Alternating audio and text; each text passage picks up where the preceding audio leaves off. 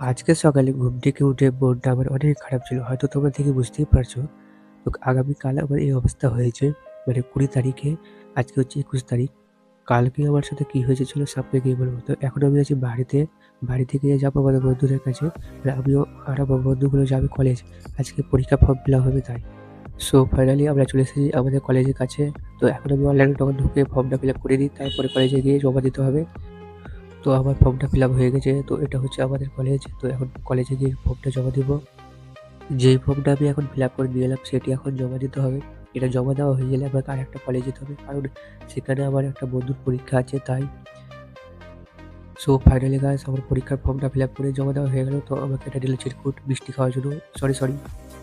তো guys main কথা হচ্ছে যে আমার কিভাবে এই অবস্থা হয়েছে। তো আমি এই ভিডিওতে সম্পূর্ণ বলা হচ্ছে না।